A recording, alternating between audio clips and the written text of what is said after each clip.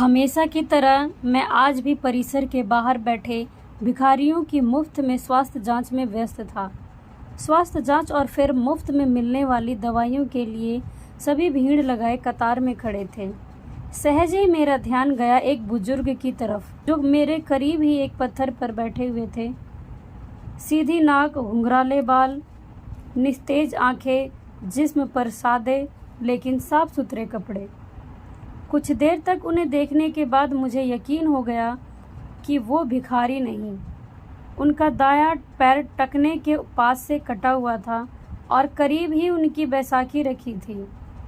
फिर मैंने देखा कि आते जाते लोग उन्हें कुछ दे रहे थे और वे लेकर रख लेते थे। मैंने सोचा कि मेरा ही अंदाज़ा गलत था, वो बुजुर्ग भिखारी ही है। उत्सुकतावश मैं उनकी तरफ बढ़ा तो कुछ लोगों ने मुझे आवाज़ लगाई, उसके करीब न जाएं डॉक्टर साहब, वो बूढ़ा पागल है।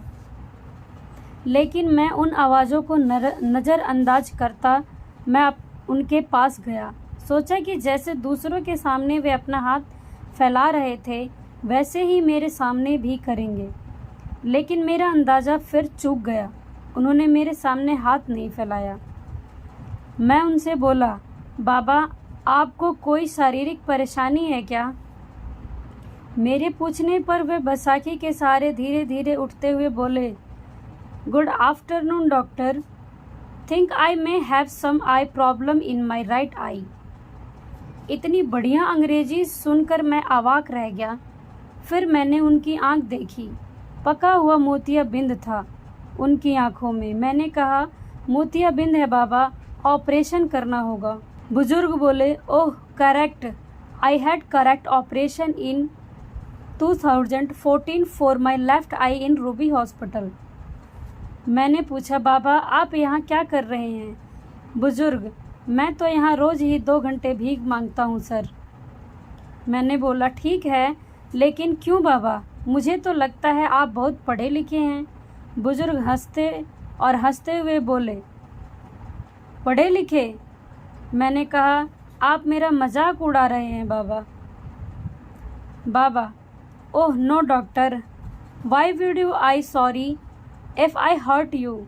मैंने कहा, हर्ट की क्या बात है बाबा, लेकिन मेरी कुछ समझ में नहीं आ रहा है। बुजुर्ग ने बोला, समझकर भी क्या करोगे डॉक्टर? अच्छा ओके, चलो हम उधर बैठते हैं, वरना लोग तुम्हें भी पागल ही कहेंगे। और फिर बुजुर्ग हंसने लगे। करीब ही एक वीरान टपरी थी, हम दोनों वहीं जाकर बैठ गए। Well doctor, I am mechanical engineer, बुजुर्ग ने अंग्रेजी में ही शुरुआत की। मैं कंपनी में सीनियर मशीन ऑपरेटर था।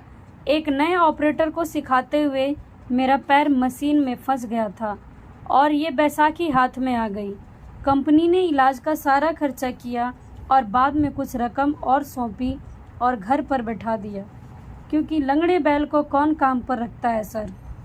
फिर मैंने उस पैसे से अपना ही एक छोटा सा वर्कशॉप डाला, अच्छा घर लिया। बेटा भी मैकेनिकल इंजीनियर है। वर्कशॉप को आगे बढ़ाकर उसने एक छोटी कंपनी और डाल ली। मैं चकराया और बोला, बाबा तो फिर आप यहाँ इस हालत में कैसे? बुजुर्ग ने कहा, मैं किस्मत का शिकार हूँ। बेटे ने जब अपना बिजनेस बढ़ाने के लिए कंपनी और घर दोनों बेच दिए, बेटे की तरक्की के लिए मैंने भी कुछ नहीं कहा। सब कुछ बेच बाच कर वो अपनी पत्नी और बच्चों के साथ जापान चला गया और हम जापानी गुड्डे गुड़िया यहाँ रह गए। ऐसा कहकर बाबा हंसने लगे। हंसना भी इतना करुण हो सकता है, ये मैंने पहली बार अनुभव किया। फिर बोला, लेकिन बाबा आपके पास तो इतना हुनर है कि जहाँ लात मारे वहीं पानी निकाल दे। अपने कटे हुए पैर की ओर ताकते हुए बुजुर्ग बोले, लात कहाँ और कैसे मारूं, बताओ मुझे। बाबा की बात सुन मैं खुद भी शर्मिंदा हो गया। मुझे बहुत बुरा लगा। मैं बोला, आई मीन बाबा आज भी आपको कोई भी नौकरी दे देगा, क्योंकि अपने क्षेत्र में आपको इतने सालों का अनुभव जो है। बुजुर्ग बोले, यस डॉक्टर, और इसी वजह से मैं एक वर्कशॉप में काम करता हूँ। 8,000 रुपये तनख्वाह मिलती है मुझे। मेरी तो कुछ समझ ही नहीं आ रहा था मैं बोला, तो फिर आप यहाँ कैसे? बुजुर्ग ने बोला, डॉक्टर, बेटे के जाने के बाद मैंने एक चौल में एक टीन की छत वाला घर किराए पर लिया। वहाँ मैं और मेरी पत्नी रहते हैं। उसे पैरालिसिस है, उठ बैठ भी नहीं सकती। मैं 10 से 5 बजे तक नौकरी करता हूँ, शाम 5 से 7 इधर भीख मांगता हूँ और फिर घर जाकर तीनों के लिए खाना बनाता हूँ। आश्चर्य से मैंने पूछा, बाबा, अभी तो आपने बताया कि घर में आप और आपकी पत्नी हैं, फिर ऐसा क्यों कहा कि तीनों के लिए खाना बनाते हो? बुजुर्ग ने कहा, डॉक्टर, मेरे बचपन में ही मेरी माँ का स्वर्गवास हो गया था। मेरा एक जिगरी दोस्त था, उसकी माँ ने अपने बेटे जैसे ही मुझे पाला पोसा। 2 साल पहले मेरे उस जिगरी दोस्त का निधन हार्ट अटैक से हो गया था, तो उसकी 92 साल की माँ को मैंने अपने साथ अपने घर ले आया और तब से वो मेरे साथ ही रहती हैं। मैं अवाक रह गया। इन बाबा का तो खुद का हाल भी बुरा है, पत्नी अपंग है, खुद एक पाँव नहीं है, घर बार भी नहीं। जो था वो बेटा बेचकर चला गया और ये आज भी अपने मित्र की माँ की देखभाल करते हैं। कैसे जीवट इंसान है ये। कुछ देर बाद मैंने सामान्य स्वर में पूछा, बाबा, बेटा आपको रास्ते पर ले आया, ठोकरे खाने को छोड़ गया, आपको गुस्सा नहीं आता उस पर? बुजुर्ग बोले, नो डॉक्टर, अरे वो तो उसी के लिए कमाया था, जो उसी का था उसने ले लिया, इसमें उसकी गलती कहाँ? मैंने बोला कि ये कौन सा तरीका है लेने का भला, सब कुछ ले लिया, ये तो लूट हुई। अब आपके यहाँ भीख मांगने का कारण भी मेरी समझ में आ गया बाबा। आपकी तनख्वाह के 8,000 रुपये में आप तीनों का गुजारा नहीं हो पाता, अतः इसलिए आप यहाँ आते हो। बुजुर्ग ने कहा, no, you are wrong doctor. 8,000 रुपये में मैं सब कुछ मैनेज कर लेता हूँ, लेकिन मेरे मित्र की जो माँ है उन्हें डायबिटीज़ और ब्लड प्रेशर दोनों है। दोनों बीमारियों की दवाई चल रही है। उनकी बस 8,000 रुपये में उनकी दवाइयाँ मैनेज नहीं हो पाती। मैं 2 घंटे यहाँ बैठता हूँ, लेकिन भीख में पैसे के अलावा कुछ भी स्वीकार नहीं करता। मेडिकल स्टोर वाला उनकी महीने भर की दवाइयाँ मुझे उधार दे देता है और यहाँ 2 घंटे में जो भी पैसे मुझे मिलते हैं मैं वो रोज़ मेडिकल स्टोर वालों को दे देता हूँ। मैंने अपलक उन्हें देखा और सोचा, इन बाबा का खुद का बेटा इन्हें छोड़कर चला गया और ये खुद किसी और की माँ की देखभाल कर रहे हैं। मैंने बहुत कोशिश की, लेकिन खुद की आंखें भर आने से नहीं रोक पाया। भरे गले से मैंने फिर कहा, बाबा, किसी दूसरे की माँ के लिए आप यहाँ रोज़ भीख मांगने आते हो? बुजुर्ग बोले, दूसरे की? अरे मेरे बचपन में उन्होंने मेरे लिए बहुत कुछ किया, अब मेरी बारी है। मैंने उन दोनों से कह रखा है कि 5 से 7 मुझे एक और काम मिला है। मैं मुस्कुराया और बोला, और अगर उन्हें पता लग गया कि आप 5 से 7 यहाँ भीख मांगते हो तो?